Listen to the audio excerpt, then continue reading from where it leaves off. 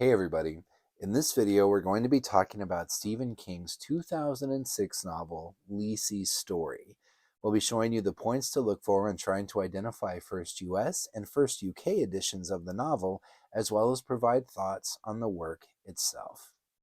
The first US edition was published by Scribner and has this very distinctive bright red dust jacket. On the inside flap, you're going to look for a price of US $28.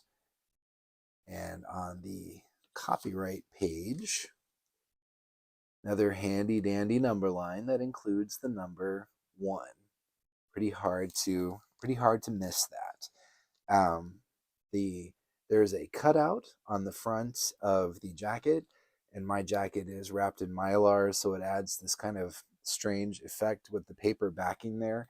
But what is really, really unique about this book, and what you probably already know, but I still want to look at and talk about, is the actual printing on the boards themselves. So when I slip off the dust jacket, the boards are printed full color wraparound artwork that has some words, some clues, some hints from the novel. Very, very intriguing. I remember when this book came out and I saw this for the first time, I thought, what in the heck is going on with all of that? And it took me until 2022, maybe 2023 even, to actually read the book. So it was out there for 16, 17 years before I finally took the plunge and understood what this artwork was all about. But anyway, I am unsure if this is replicated on later printings of the book, but this is a first edition, first printing, and it has this really cool artwork on the boards. So it speaks very well, I think, to one of the underlying themes of the novel, which is what is publicly accessible, what is broadly seen, rises to the surface, what is known, and then underneath, just this rich fantasy, hidden secret world that is concealed. So it's a really distinctive and very effective bit of book design and is really unique.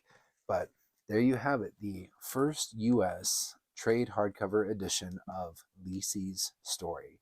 Now on to Noah to look at the UK. Hey everybody, so today we're going to be taking a look at the first UK trade hardcover edition of Lisey's Story. The book was published by Hodder and Stoughton in the UK. It has a printed price on the jacket flap of $17.99. And the copyright page does not have any statement of printing, but does indicate first edition. So I'd imagine later printings will indicate a later printing, but not the first. It's bound in plain black cloth with silver, I'm sorry, the light's crappy, silver foil stamping on the spine. And that is pretty much it for this UK trade edition of Lisey's Story.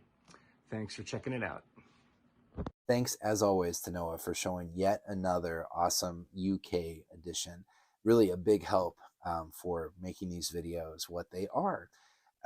Lisey's Story is one of the last Stephen King books that I read in or listened to in my lengthy journey through his entire bibliography.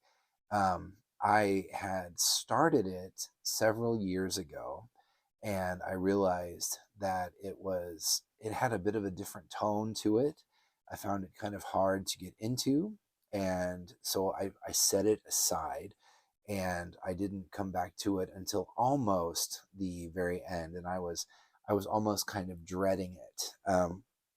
So what I knew about it is that in 2000, well, 1999, of course, Stephen King was in his terrible, life-threatening accident, in somebody else, maybe with less financially, well healed, receiving different types of care, probably would not have survived that accident. But Stephen King did survive, and his road to recovery was a long and painful one. And he developed at one point double pneumonia and ended up in the hospital for a prolonged period. And when he came back from the hospital, he realized that Tabitha, his wife, had taken the opportunity to clean out his study, to like redecorate it, spiff it up, spruce it up. But when he got home, it was still basically an empty space. And she told him, be careful when you go in there. It's kind of spooky. And he went in, and he suddenly realized what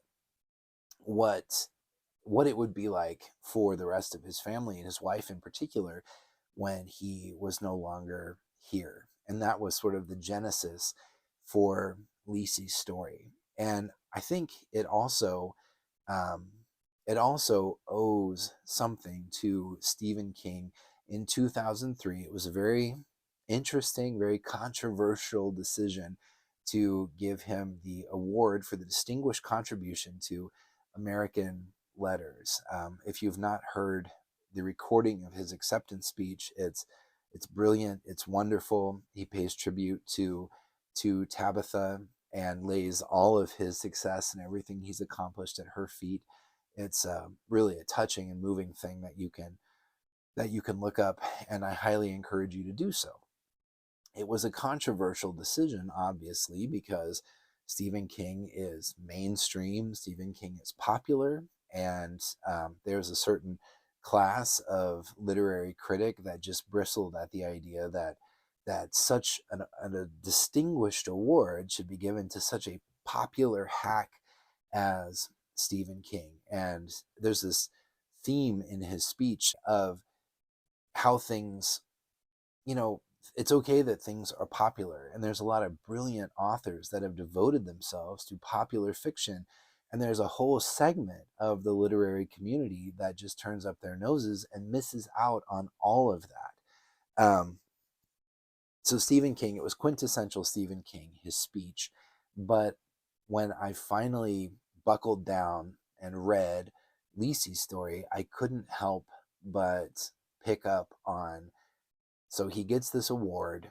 A lot of people say he doesn't deserve it. Maybe perhaps he himself begins to worry that maybe he doesn't deserve it. At Lisey's story, um, in the entirety of the Stephen King canon, is the closest thing, in my estimation, to literary fiction, to something something beyond just his typical type of writing. And I think he has said that it's his very favorite of all of his works.